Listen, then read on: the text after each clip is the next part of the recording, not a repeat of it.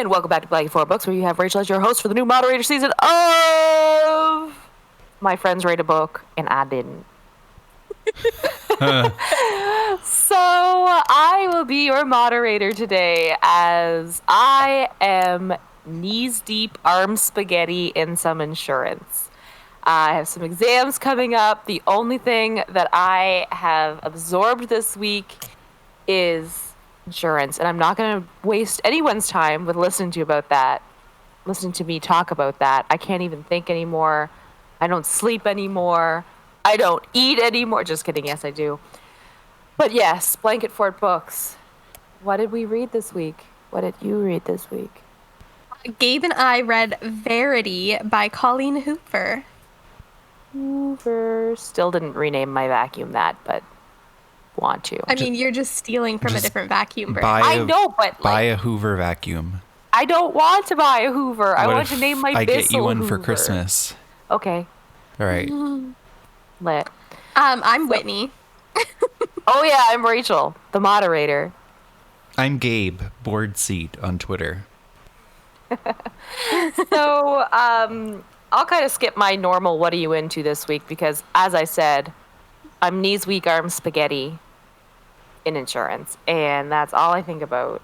And unless you'd like to know how auto insurance is legally regulated within our nation, then Whitney, what were you into this week? Nothing as exciting as what you're into. No, I'm just kidding. I have been listening to a podcast that I've been listening to forever, so it's literally nothing new. But Books Unbound podcast, which is hosted by Ariel Bissett and Raylene Lee May. And if you are in the book community at all, you obviously know who Ariel Bissett is. And it's just really, really good. Raylene doesn't really make videos or anything anymore, but she was the very first person I ever discovered on BookTube, so I love hearing her talk about books, and that's all they do is just talk about books, so I can't imagine a better podcast. It's really fun. I've gotten some great recommendations from it, and yeah, that's kind of all I have to say about that. Are they Canadians or US-Sadians? They are Canadians. Cool. Ariel just moved to Halifax, so very close to us. Love it. Yeah, and Raylene lives in BC, so they are in our home and native land. Represent. Yeah. So what are you into, Gabe?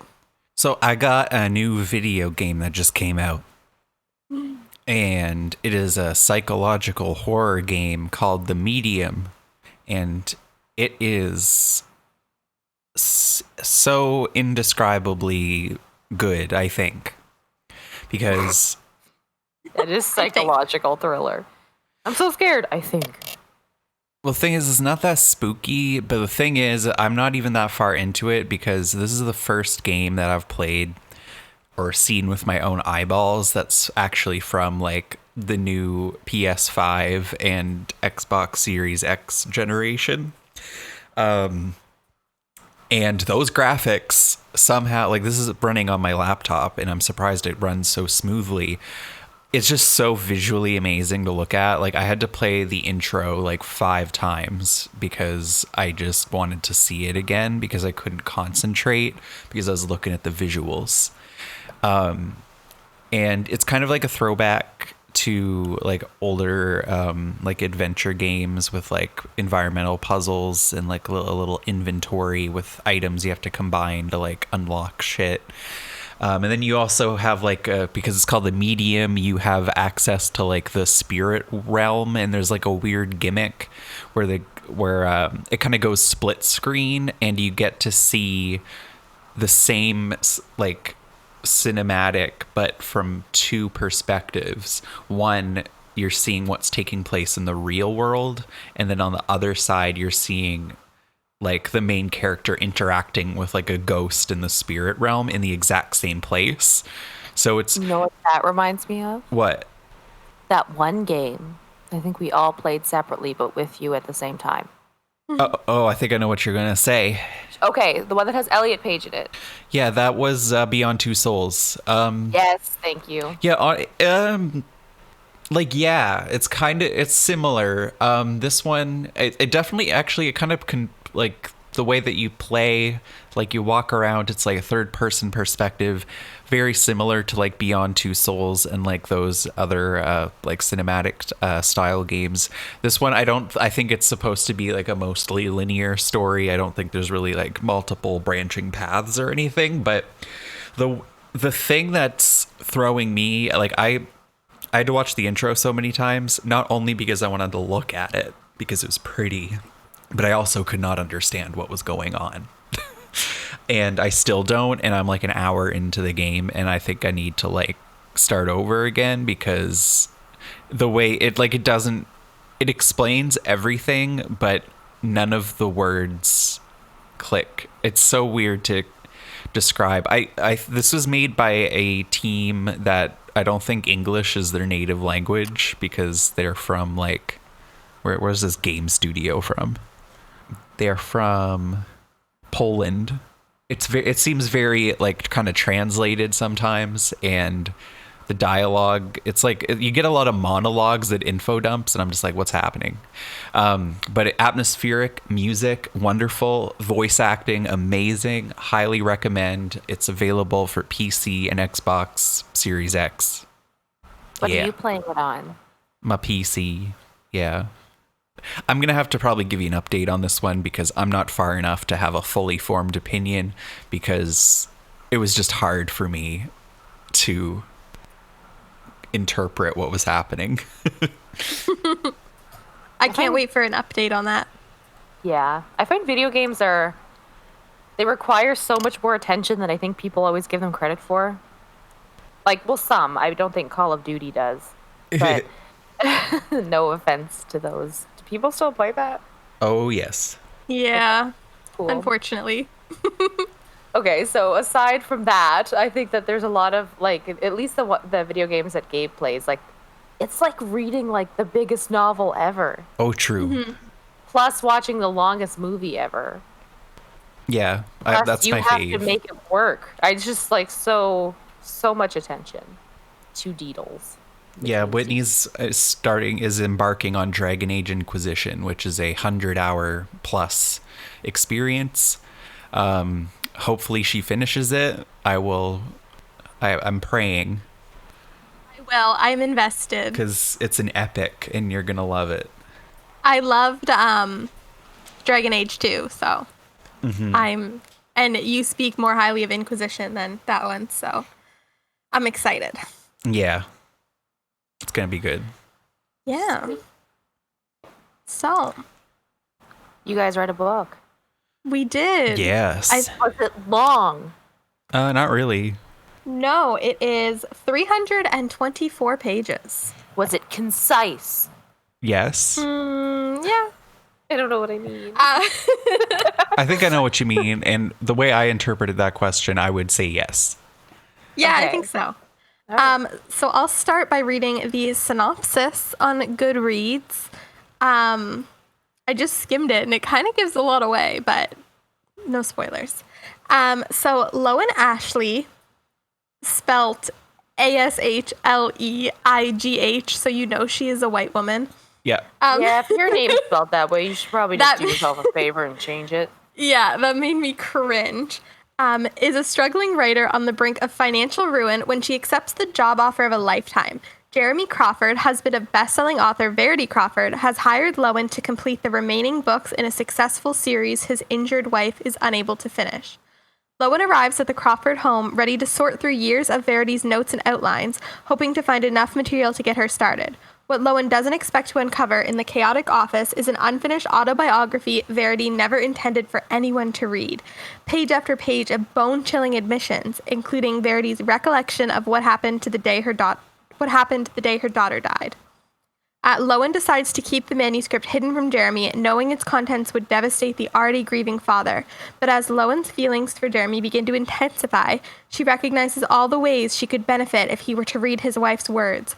After all, no matter how devoted Jeremy is to his injured wife, a truth this horrifying would make it impossible for him to continue to love her. So that is the synopsis. That was a lot. It is a lot. Did you get that, Rachel? I would have loved to read this book, but where I didn't, lay it on me. I think you should still read it. I mean, yeah. It's a good for fun read. Okay. Yeah, I So, mean, we like- probably are going to go into spoilers at the end, but I think you should That's still okay. check it out. Who's the main character? Like, who is it? Narrated by Ashley. Narrated by Lowen, yeah, the main Lowen. character. Wait, who Lowen is Ashley? That's her Oh, last that's name. her Last name. Oh no, I ripped my earring out. Sorry. Yeah, so it is narrated by Lowen. So, Gabe, why don't you go ahead and tell us your thoughts, your experience reading it? Okay. So one thing I should say is the reason we selected this book is because I had a group of coworkers that were kind of doing their own reading club like a long time ago, like a year ago, basically. And so long ago. they were talking about this book, like they were like basically yelling across the desks, and they were just like, they were going in full spoilers with this book. And I was like, what are you guys talking about? And they're like, oh, we're talking about this really good book we read called Verity. Oh my goodness, it's so crazy. All this stuff happens. And and I was just listening, and I'm like, that sounds nuts. And I think I want to read it.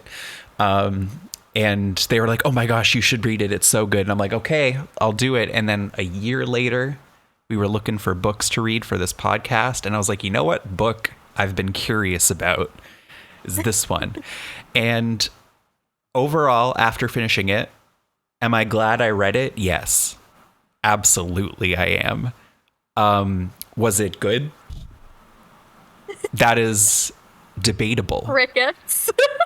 That is debatable. However, I'm glad I read it. I was very engaged. Like when I started, I couldn't stop. Like I wanted to know what was happening, but there was a certain ricketiness to the narrative and a lot of fantastically.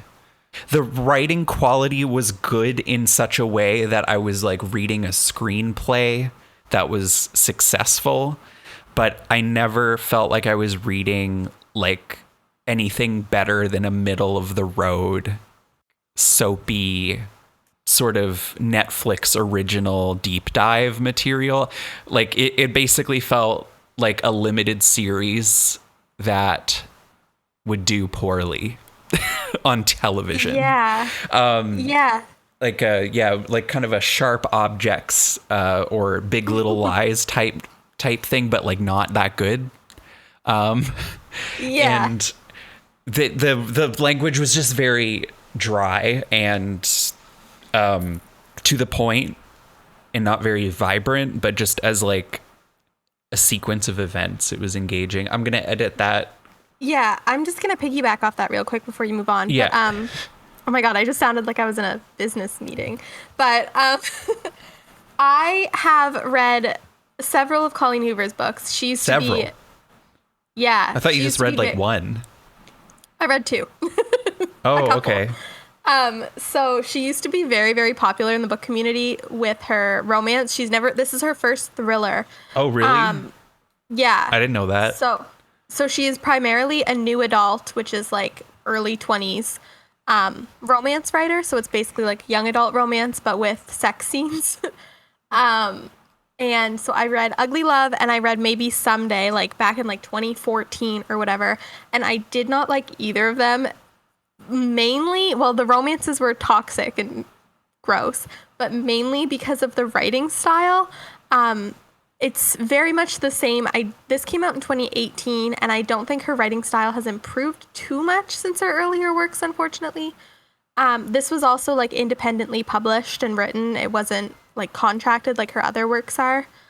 But her writing style is very, very basic. And I mean, it does well in romance, but I think when it comes to a thriller and something of this intensity, it's not as impactful as it could have been. I felt like this is marketed as a romantic thriller, and I felt like it just scratched the surface of romance and thriller. Like, it didn't satisfy me for either of those genres. tragically, I do think, like, I am glad I read it, and it was super quick. I pretty much read it entirely in a day.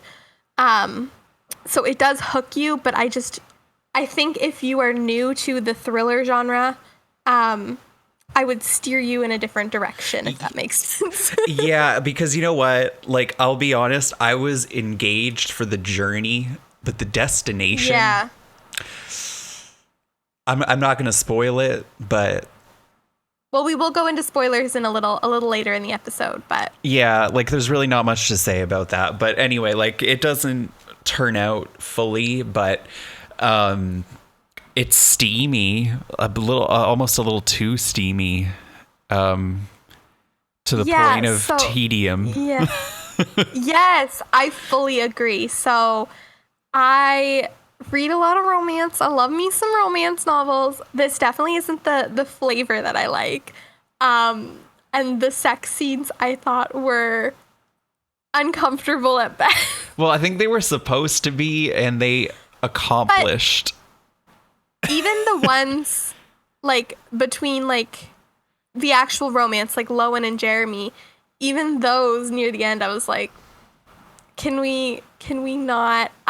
So, oh wait, maybe I'll save that for the spoilery part. But, like, it just felt like it was kind of like, oh, this is a romantic thriller, so I need to put like a ton of smut in here, or it's not going to sell in my new adult category, or like my previous readers who've read all my other work aren't going to enjoy this if there's not enough sex. So it was like, Yeah. like we get it. And it wasn't good. It was very much like they were both perfect and amazing at sex, and it was like the best thing in the entire world. It wasn't realistic. They were both like literally from heaven. Like, it was weird. It was weird. Yeah. So Rachel, to give you a better idea of exactly what this book was about, do you remember the Shelley and Leo subplot from Twin Peaks? How when he was Yes. shot and then No. he was paralyzed? Ugh. And then Shelley and what's his name? I'm on the Twin Peaks cast. What's his name? Bobby, right? Thank yes. And they have like an affair in before his eyes while he's paralyzed, but they're also scared that he might wake up Yeah. and become mobile again. Well, that's basically this. Love it. Shelley is Jeremy in this case because he is married to Verity, who is bedridden, and I guess the Bobby in this scenario is Lowen, who's the author who's come into her house to look at all her documents and things. So they basically, she finds like the thing and realizes how much of a shitty person Verity is, but she can't speak for herself because she's like paralyzed. So basically she falls in love with Jeremy and she's like, I'm horny for him, but I don't want to be, but I'm glad I am. And she's like in denial for most of it. And then basically, spoiler, but predictable AF, so it's hardly a spoiler. Okay. Let's go into spoilers now. Let's just say from this point on, spoilers. Yes. Wait, before we do that, Whitney, Rachel, if you have any questions, go ahead. how similar is this to A Dangerous Age? Writing style and kind of plot style. I know the stories aren't the same, but Very different. Very, very, very different. I think A Dangerous Age had better writing. I loved A Dangerous Age. I would read that every day. I love that is like your standard for romance novels. Like that's what you refer to. That's because I don't want to admit that I love. Well, it's not even that I don't want to admit. Like, I really enjoy romance, but I have a hard time of being like, I want something intellectually stimulating, or I want something that's like intriguing because it's like a memoir or something. So I just like totally indulge myself in like juicy romance. I don't do it. And you should. I love it. Like, A Dangerous Age wasn't even that good, and I loved it. I couldn't put it down. It was so juicy. It was stupid. I loved it. It was predictable. Yeah. I loved it. I think that if you loved that, then I think you would love this. Yeah. 'Cause So we're talking about A Dangerous Age by Kelly Killour and Ben Simon, which is basically like Sex in the City, the novel. It's so good. It's about a bunch of girls who have like a dedicated girls' night, but they all have crazy lives going on. So like one is like a party animal who's like drunk or high all the time, and the other one's like, I'm just settling down. And and the other one's kind of like high class society girl, like just constant. Oh no, she's the drunk one. I don't remember. It's been a while. Anyway, it's just a bunch of Sex in the ladies. City, yeah. It's great. Anyway, let's get into some spoilers. How did this lovely romance pan out? Yeah, what were you gonna say, Gabe? Well, basically, we should make it known that the reason this is, and I guess this is kind of a spoiler too, and I'm glad we didn't really bring it up until just now. So the reason Verity is a shitty person is because she basically is only obsessed with Jeremy because she is like a nymphomaniac and loves to fuck and is very selfish. And she is known for writing books. Like she's a famous, successful author for writing books from an antagonist's point of view. So you have to wonder, like, she's so good at that. Maybe she's an antagonist herself.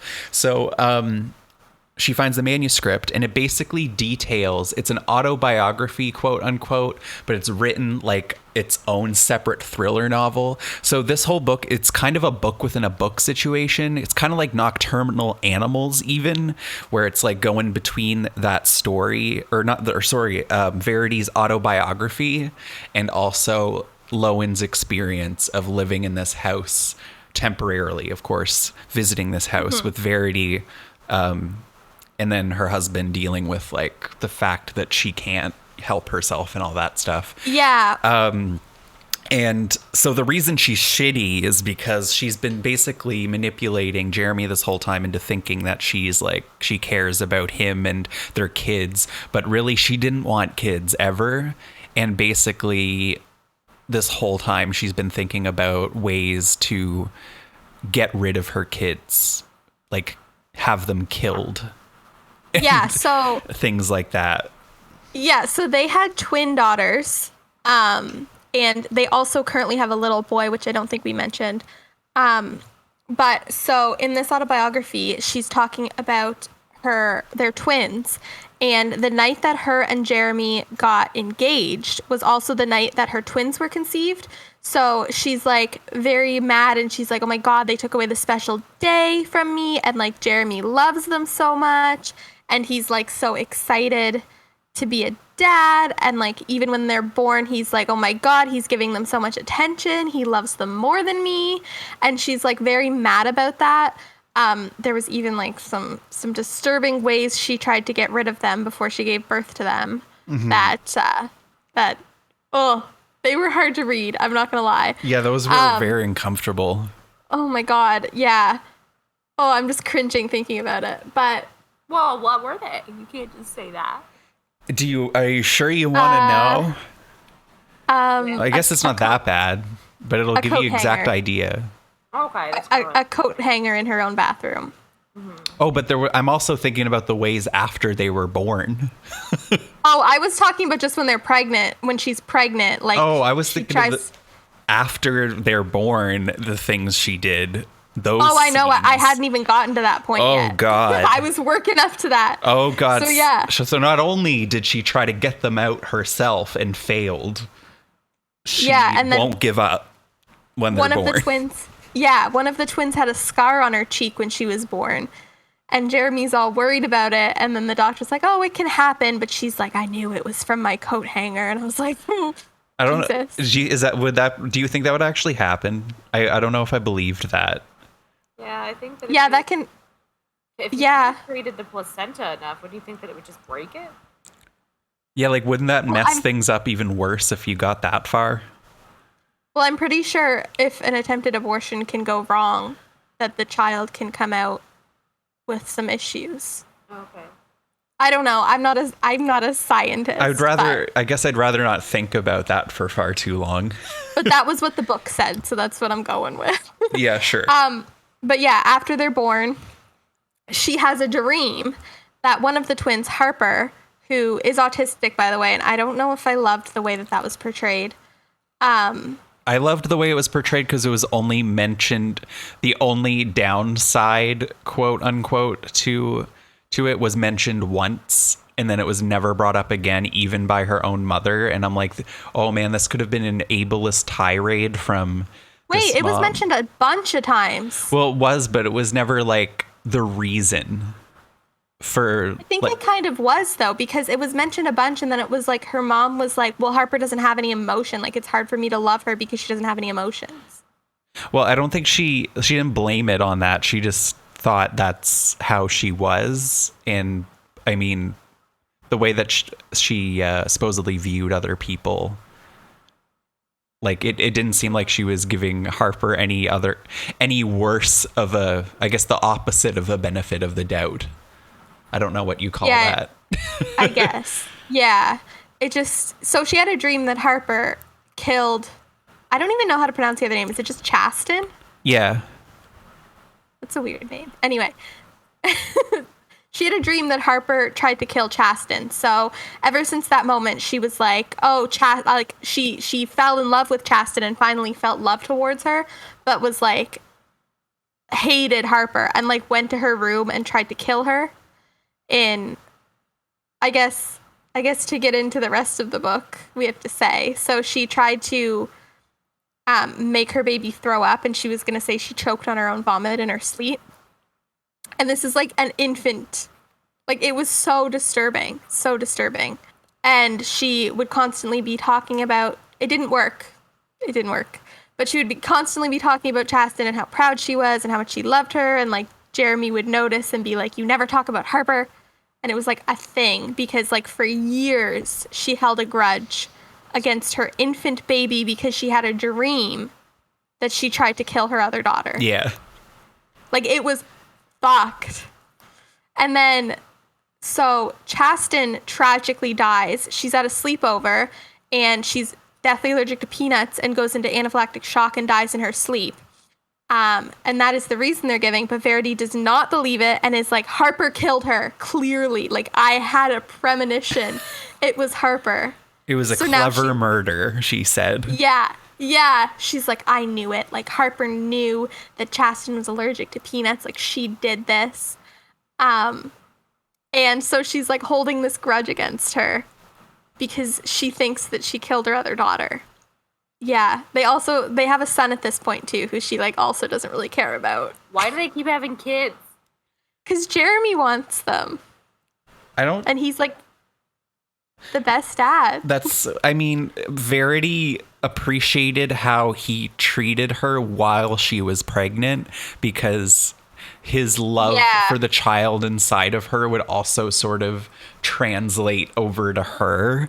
So she felt like she was getting the attention she wanted at that time. Yeah, and she was very much about sex. So like if they weren't having sex or if she couldn't like turn Jeremy on, then like Jeremy didn't love her. Like she was unhappy because he was unhappy. So like after Chasten died, they weren't having sex and she was like, oh my God, get over it, and was like mad at his grief. Yeah, she was like embarrassed for him when he cried in the hospital. Yeah. God. She was like, oh my God. She was like, if I had been in that position, I would have been embarrassed. You're so fucked. And then, so one day, her and their son Crew and their daughter Harper were out on a canoe while Jeremy like went out to get groceries, and she purposely like didn't put life vests on them and took them out into the middle of the water and then leaned forward and whispered to Crew to hold his breath, and then she tipped the canoe and then grabbed Crew and they swam back to the surface, got this little boy to go inside and call Jeremy, and then she put on a show of going back into the water and screaming Harper's name and trying to find her. Even though she like left it long enough that she knew Harper would have drowned by then. So she killed Harper, but like put on a show and made it seem like she didn't. Because she said, and I quote, if you lose one child, you might as well have lost them all. She was like, your grief can't get any worse. This is just going to get rid of the other one too. Jeremy can't be any more upset than he already is. Let's just have Crew. Our life would be perfect with just Crew. So then, obviously, Crew tells Jeremy that she said that, so he's like super suspicious, and he's like, why did you tell him to hold his breath before that happened? And she was like, I did it like while it was happening, like I thought Harper would be okay, etc., etc. And yeah, then we're So on the other hand, so messed up. back in present time, these are the chapters of this autobiography manuscript that Lowen is reading while supposedly doing research. But at the same time, she's fallen in love with Jeremy because he's such a good dad and he cares so much about his wife who is bedridden. And then basically they get steamy and she's just like, oh my God. Like the thing is though, like all the red flags from that manuscript, the amount of chances Lowen is just like, oh my gosh, well of course the next chapter, like she's gonna reveal it was all a big sham. No. And she's like, oh, it couldn't have been that bad. And she's like she's getting discomfort. But I feel like after the first chapter of that manuscript, I would have been like, I'm getting the fuck out of here. She's crazy. But anyway, and I'm also surprised she didn't read the whole manuscript in one sitting just to get to the bottom of it, because it wasn't like it was that long. Or I guess the book didn't fully give us the whole manuscript because supposedly there were way more chapters she would go through and we would only get to see part of it. So what happens is like, while she's like getting steamy with him, Lowen keeps having sightings of Verity out of her bed staring at her and like changing positions, like she's secretly actually awake to sort of, she's essentially in a coma, so she can like open her eyes and make small movements and stuff, but she's like, she can't walk or anything like that. Like she's confined to her bed. I don't think. But when Lowen's finally effing Jeremy, she sees Verity standing at the top of the stairs at her with her fists clenched. And then she screams, Jeremy, get off, Verity.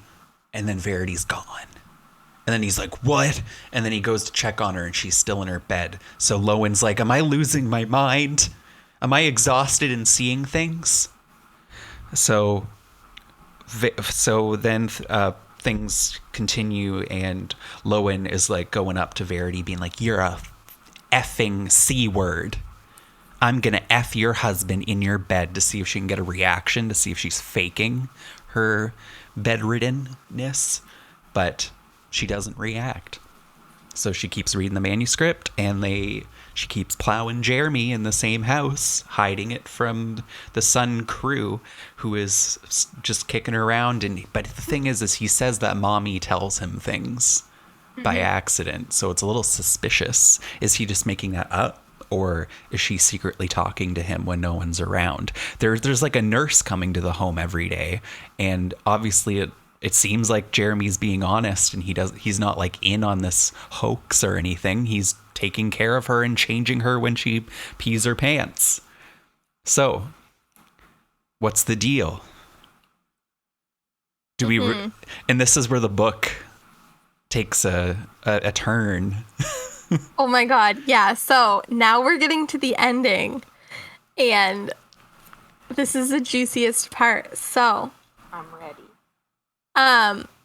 Okay, so Lowen finds a baby monitor in the basement and sets it up in Verity's room to literally just like stare at her as she sleeps to see if she moves. Love it. And she sees that she moves one time, but like obviously Jeremy wasn't there. It's kind of like X-Files, where every time something supernatural happens, Scully's back is turned, so she's constantly like, aliens don't exist. So she gets like frustrated one time, and she like runs up to Verity's room, and she's just like screaming at her, and Jeremy's like, what the hell are you doing? And that's the point where everything like comes crashing down, and she shows Jeremy the manuscript, and he's basically just like, where did you find this? And then he like goes and like locks himself in a room and he reads it. And then he comes out and Lowen sees on the baby monitor that he's like choking Verity. He's like screaming at her and he's like, if you don't answer me right now, like I'm gonna call the police. And then she like finally like sits up and answers him and he's like so mad that he's like trying to kill her. So she faked it. She was faking yeah, it. She faked it. And I was really hoping she wasn't faking it though. Me too, because Jeremy just seemed like too perfect. And when I felt like it was a ridiculous time for her to reveal herself as faking it. Like, why didn't she do that sooner when she saw that her husband was cheating? Anyway, I know, like literally what ammo. And I don't understand how you fake that for the hospital. You know, like he said that he saw like the brain scans and stuff. And I'm like, do they not do more? Like, how are you faking it for so long? Did it ever explain that? Why no, she didn't react to things? Like, because Lowen tried to startle her multiple times with like loud sounds and by throwing a ball at her head or whatever. Yeah. And she didn't flinch or react.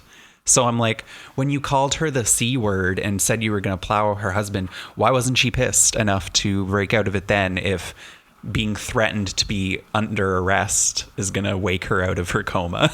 I don't know. If you threw a beach ball at my head and I was faking a coma, I'd be like, I'm up now. What the heck? Maybe we can just assume that Verity was secretly taking some weird ass drugs that would basically put her in this state constantly.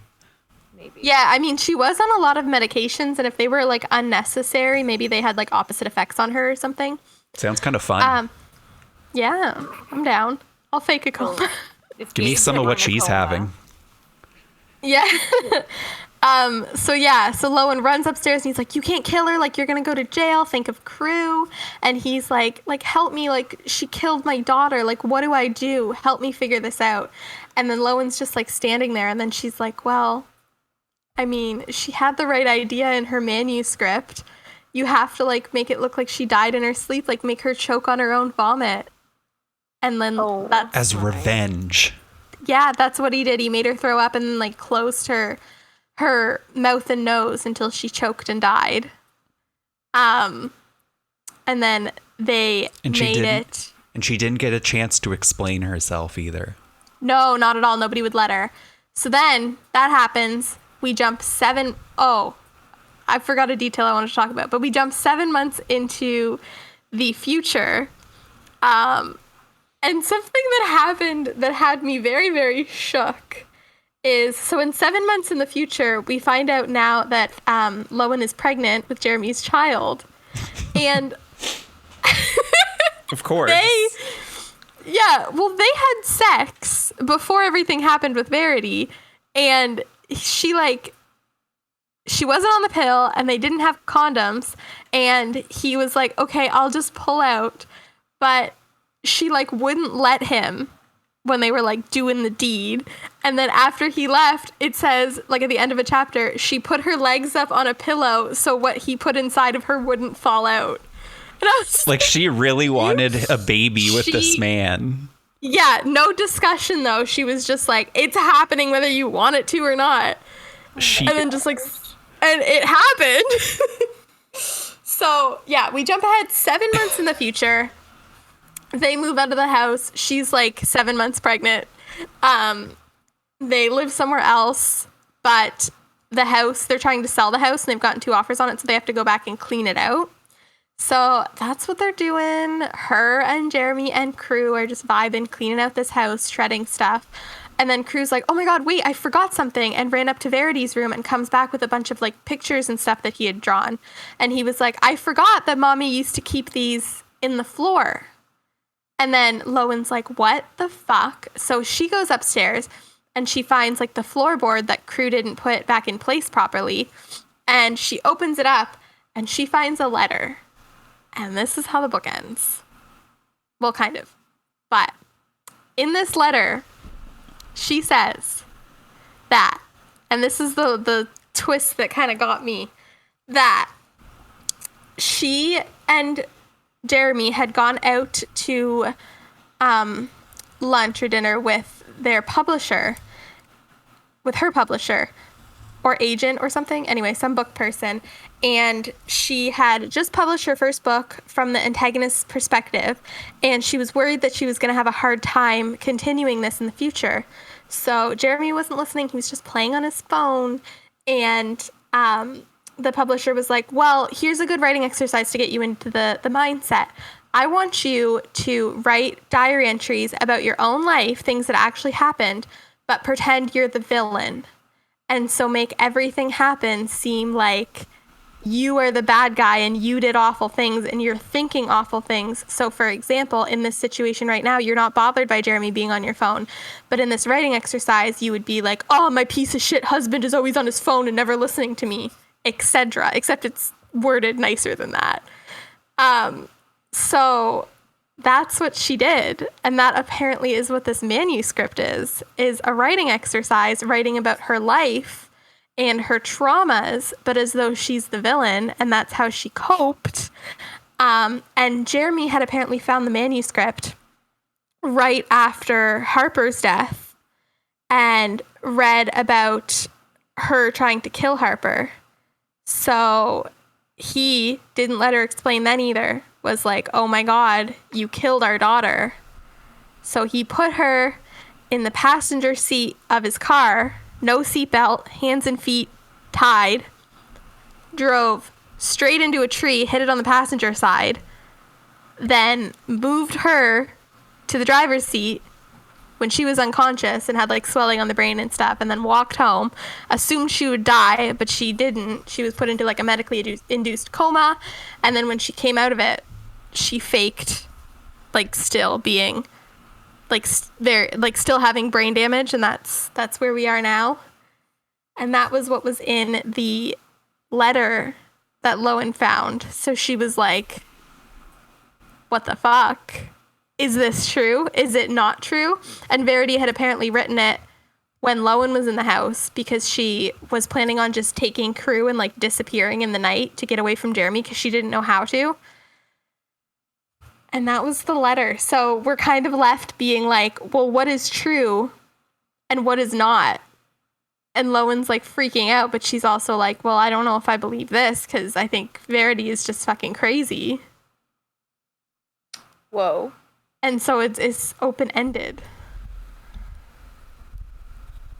And that's what we get. I need conclusions. No, we didn't get a conclusion. I mean, we got who's in the right. It's kind of exactly what I thought was going to happen, sadly. Yeah, so I was like super disappointed when I thought like the twist was just like when Verity wakes up and is like, yeah, I faked it. Yeah, I was hoping it was going to be revealed that like Jeremy was the one that like put her in this state deliberately, and he was going to be an evil villain. Yeah, yeah. You were going towards like he was the one who killed kids. Well, yeah, because he seemed way too perfect. So this ending, when I first read it, I was like kind of shook, and then I was like, well, I mean, could have been a better twist. But I had one idea that I think would have made this book a 10 out of 10. And you want to know what that would be? And I feel like you might agree. Just imagine this. So you know how this book was like not half, but like a good part of it was reading the manuscript that Verity left of her autobiography, and then it would also tell you what was happening in real life. They're also like, because the whole purpose was Lowen going there to write a new book in the series. What if it also included the book she was writing and how it was inspired by these real world events that she was going through? Yeah, I would have liked that too. That's been done before, but I feel like this book needed that dimension because all it wanted to focus on was the juice and the plowing. But I feel like the actual creative part that could have come out of the story could have been that element, and it would have made the book like a really good length too if you added just a little bit of like these chapters that Lowen was writing, maybe like a couple of times just to pad it out a little bit. But I feel like that would have been an interesting way to portray Lowen's perspective on a lot of these events, because while the book was told in her perspective and we got her narration, I still didn't get a lot from Lowen to know anything about her besides that she was a horny straight woman that was insecure about her writing. That's really all we know, and all we get from her. We know about the shit with her mother too, because her mother was like super sick, and she took care of her in her own apartment, and her mom was like, I know you're not doing well financially, but like when I die, you can have everything in my bank account. I promise there's a lot there. And then she died, and her mom had no money. So, and her mom was also kind of shit, but that never really turned into anything. Like, it kind of felt unnecessary. I think it's just a shame that Colleen Hoover wasn't as experienced writing thrillers, because she wrote, I think it was in her author's note, she wrote that a good thriller has a predictable plot, because that's how you know that you planted the right seeds. Like a predictable plot twist, because that's how you know you planted the right seeds throughout the rest of the story. And I was like, I don't think that there was accurate. No subtlety in this book. It really smashed you over the head with every little thing you needed to know. I guess, but also like not like that. Like, you want to plant seeds, you don't want to throw the reader into an already bloomed garden. You know what I mean? Yeah, because basically it would be like, in the narration, in Lowen's narration, it would be like, what if Verity is doing this? What if things are actually going this way? And these predictions the character Lowen would have would literally be like what is going to happen. Like, basically the book would articulate the twists for you as possibilities before they actually occurred. So none of them were surprises. That's pretty much how not subtle the book was. Yeah.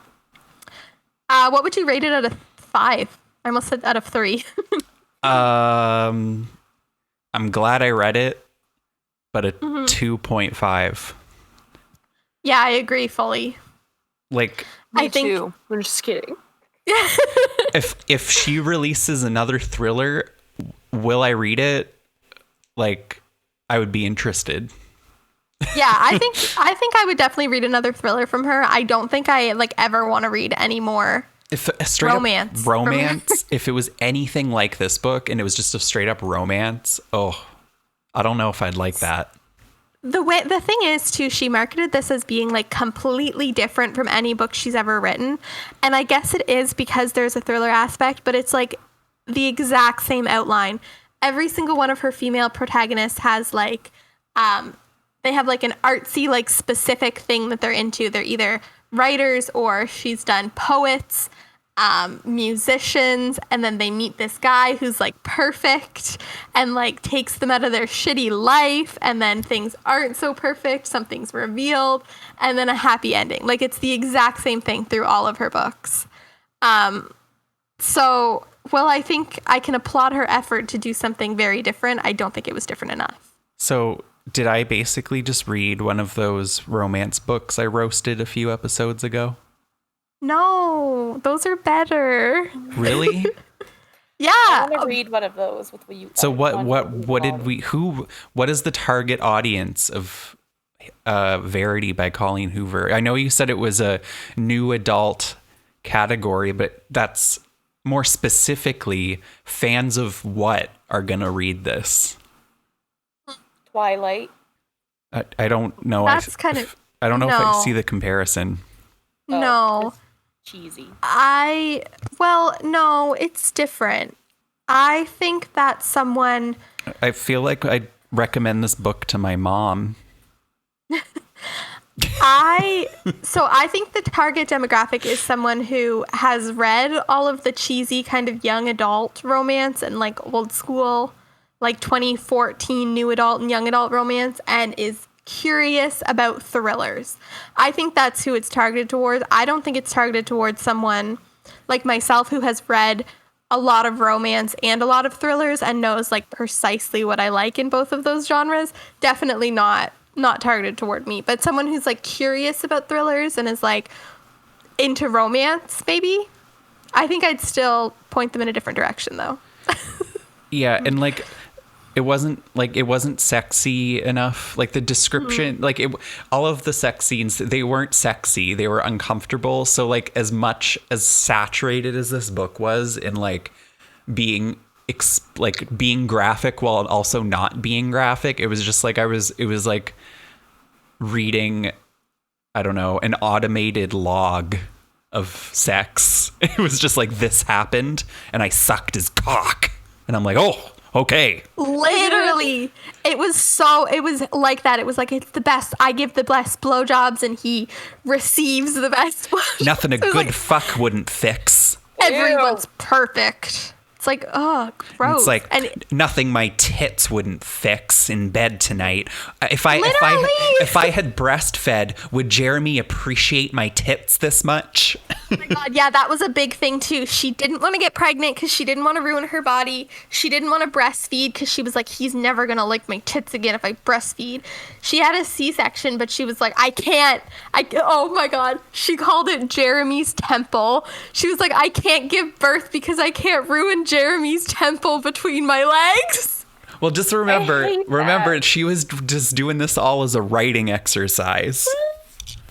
That was the twist, and I thought that was kind of dumb. Well, maybe. We never know. I'm giving this a 2.5 because it was BB's first HBO limited series, if that's not too pretentious for me to say. No. It's kind of like a Walmart Big Little Lies. A Lifetime movie?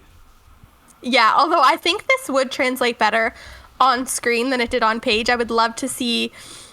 What are you doing? I feel like this Rachel is dancing. I just think that it looks like I'm underwater. It's so distracting. I feel like it's got to be a Lifetime movie already. Like, this has happened. Yeah, I mean, it's a but, like, Twin Peaks subplot. That already existed in 1990. Yeah. Yeah, so I feel like if we saw, like, the different timelines on screen, I just feel like they could even make this now and change some things and make it, like, great. And I have like, a question. HBO, come on. Because Yeah. this seems like a trope where we have a story about, or at least a premise about somebody who is, like, bedridden / in a coma / paralyzed and unable to move. Them being painted out as possibly faking and being helpless and, you know, being a villain, I guess. Is that trope ableist? Because that happens a lot, and it's a person who's, like, unable to fend for themselves, and it's being addressed in, like, a creepy, are they faking, are they secretly gonna lash out and kill me type of way. And that happens to, like, a lot. And I'm just like, it's not like, that's usually not something you're born with, but, like, if you're injured, that can happen. And is that narrative portrayal ableist? Because it kind of makes me wonder. Like, I don't feel 100% comfy with it. Yeah, I mean, I can't particularly think of anything else that does that trope, but I do think there's some issues with that, especially coming from an able-bodied writer. Because Leo Johnson, who is in this predicament when he gets shot in Twin Peaks, and I mean, I'm pretty sure it is like his fault that he got shot, and he, like, deserved to be shot, because I think it was like, I don't even remember. I think somebody just shot him. And Yeah, well, wasn't he snooping on somebody? Yeah. And he was doing something he wasn't supposed to. It was basically like he got shot and kind of brought it upon himself, but he was a shitty character that abused Shelley a lot. So we, as the audience, were not supposed to care.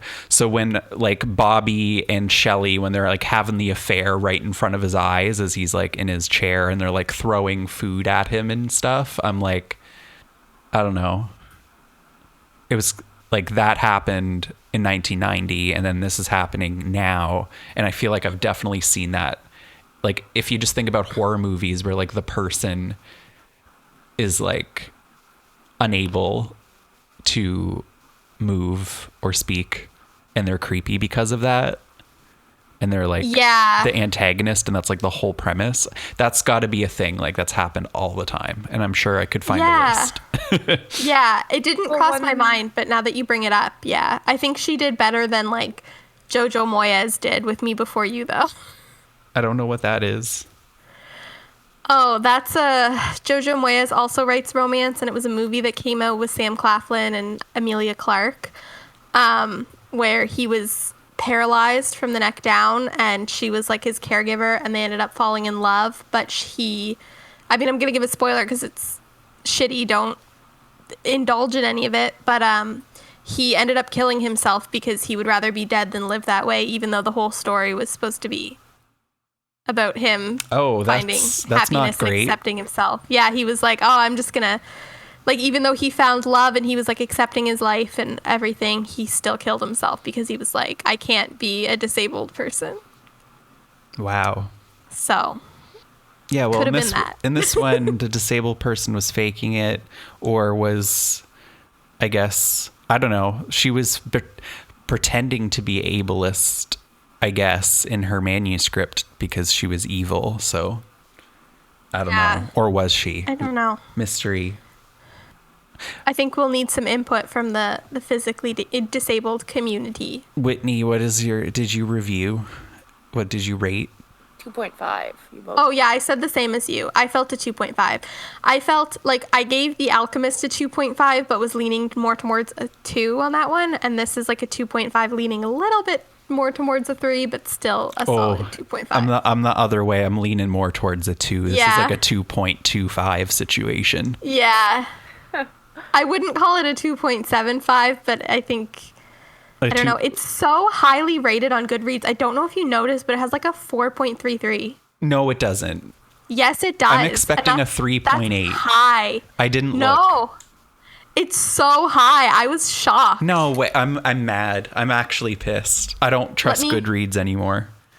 Yeah, 4.33, and it has almost 200,000 ratings. 200,000? That's almost as much as like the amount of ratings The Dark Knight has on IMDb.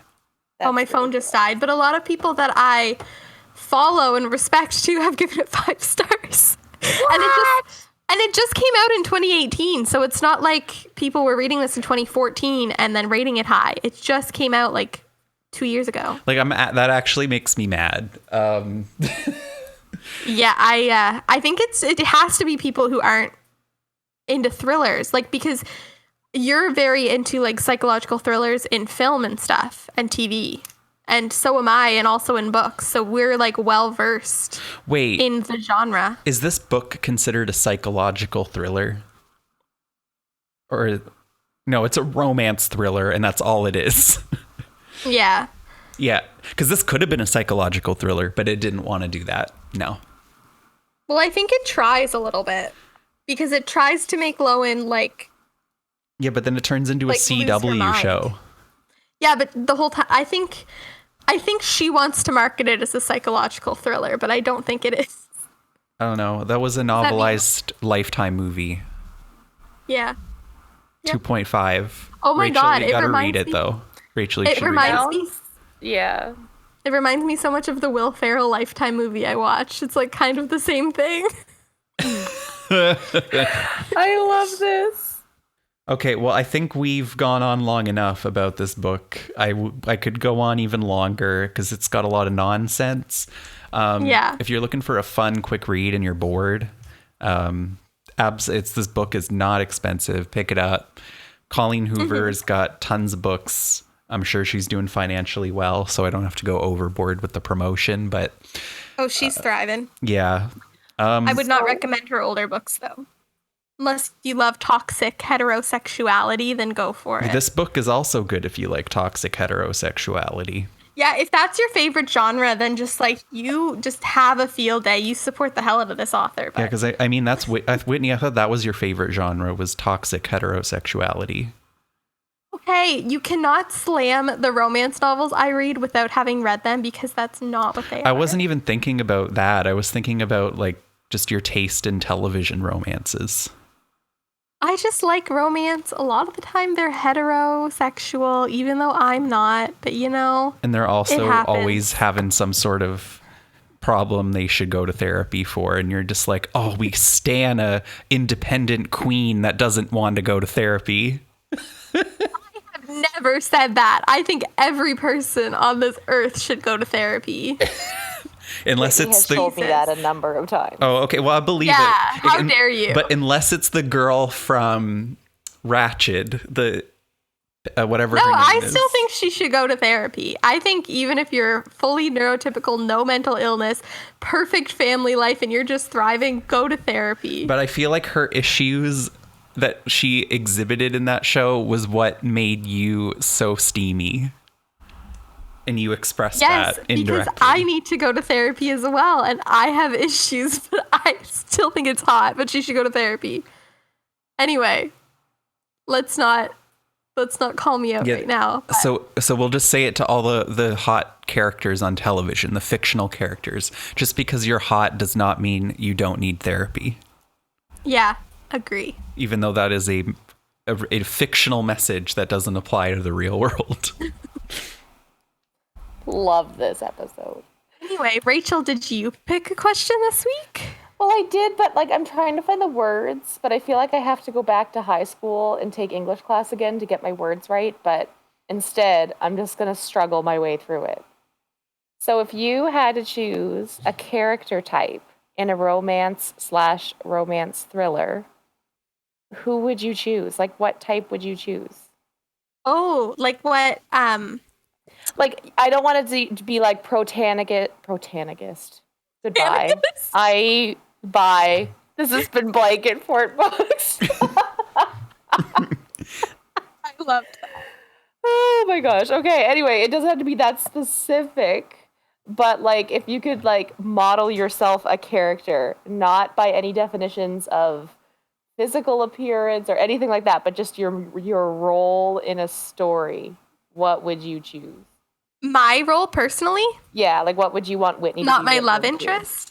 Well, that can go along with it, but like, are you going to be the person who's like a home wrecker? Are you going to be the person who's like, who's the support system for the home wrecker? Are you going to be the support system for the, like, are you going to be the one who's been wronged? Like, are you going to be like, what do you want to have your story about Whitney written as? In the protagonist, whatever I said the first time. Protagonist. Protagonist. Protanicist. Oh my gosh, that's a really good question. And now I understand how it feels when I put you guys on the spot. I have an answer. Oh, you go ahead. I'm still thinking. It's too shallow, but I'm just going to shamelessly say, because it would be very unlike reality, I would want to be the buff guy on the front cover. That is the perfect sex guy in the book. So are you just the one that's just there being perfect, waiting, like the story's I'm Jeremy revolving around from- someone trying to get you? Yeah, because that's very much like not me being like the excellent hetero male example. So like, I'll be that character. I accept that. Yeah. I really want to be like a Elizabeth Bennet, Joe March type, where I'm like, fuck a husband, I love books. I don't want to get married, even though in this era I have to get married, otherwise I can't own property. That's what I want to be. And then I want someone to come along, like a Mr. Darcy, that I fucking hate. But then we fall in love because we hate each other. I love it. But make it gay, because I'm not going to marry a man. That sounds like a good story. Like, basically, I want to be Pride and Prejudice, but gay. Can you just Or like Little Women, but gay. write these romance books, but Little like gay make them have a women. nice twist like that? Can you write a book called Little Gay Women? Okay, I'm done. I mean, yes, and super excitingly, The Great Gatsby just became public domain, and I, like, require some Great Gatsby retellings with a homosexual Gatsby, because that is a missed opportunity. He is gay. If I was a slightly bigger fan of The Great Gatsby, I would be on top of writing that myself. I just get so excited when classics become public domain because it's like, we're going to get so many retellings and they're going to be so good. So I'm just like holding out for that. But I would love to write gay retellings of classics, especially because like the women in Pride and Prejudice, like all of Jane Austen's heroines pretty much, and Jo March, like literally gay. Jo is trans and you can't tell me otherwise. She literally says so many times that she wants to be a man and that she like refuses to wear women's clothes. So Wait, which book is this? Little Women. Oh, I still haven't. Well, when I was reading the book, I was like, if this were written later, they would be trans. Anyway, maybe I should get on that. Maybe that's my sitting around here call to waiting fame. for something I want to happen. retell a classic, I know. but like it'll be the same for the first half, and then the second half will be totally different and way more like worse off and depressing. Oh my gosh. Love it. Incredible. Like I'll turn something into a tragedy, but the first half of it will be the same as the source material. Ooh, that sounds good. Just have everyone die. Yeah, my fave. The Sound of Music. Everyone dies by the Nazis. Everyone. Why not? That's realistic. I mean, That might have been offensive. I apologize. But like, yeah, I'm laughing a lot. why is The Sound of Music so happy? yeah. Wait, is it nonfiction? Bit of a question, but like, because I feel like it's fiction, but I mean, maybe that's what happened. Well, I mean, it's based around World War II being a state of the world, but I mean, like, they're not a. Actually, was that a real family? I think it was. Wasn't it based on a real family? I think so. I don't think they sang that much. But I'm gonna as a person that someone the Nazis would have killed very fast, I support everyone dying in The Sound of Music. hold on, I'm checking. we just lost our 1%. Based on the of viewers. 1949 memoir, The Story of the Trapp Family Singers, written by Maria Augusta von Trapp, who is a real person. God damn it. And she lived a long, healthy life to the age of 82. Good for Well, them. at least she won't see it and be upset that you made Yeah. them all die. I'm sorry. Well, that like, was insensitive. Well, no, I still support it. I'm not Jewish, but I'm gay and Do you disabled. guys want to do so an I would've episode died. on this? We'll read the original book and then watch the movie. Yes. I feel like that's an idea. I'm into it. I haven't seen the movie in years. I can't see the page count of the memoir, but I don't think it's long. Anyway, yeah, this has gone on quite a while. Yes. So let's wrap it up. All right. Well, thank you for listening to Rachel's Monitor. It was more like I wasn't what? Moderating. I can't talk. Sorry, we didn't really let you get a word in.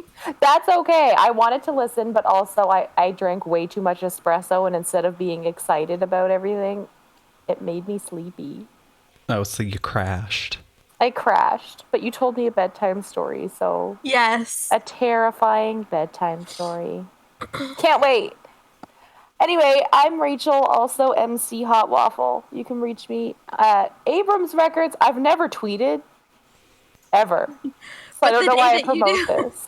The day that you do, they'll want to be there. Exactly, and maybe you guys should just send me a tweet and I'll respond, and you can be the first tweeting experience. Yay. MC Hot Waffle. I'm Whitney at Wit and Wisdoms on Twitter, and also subscribe to my YouTube channel. I Wit and Wisdom. No S. And I'm Gabe, and I'm on Twitter as Board Seed. And our official Twitter is at Blanket Fort Book, even though I don't really tweet that much on there. I should. I'm gonna. Okay. The hills are lined with the sound of music. Okay, B. Thank you, B.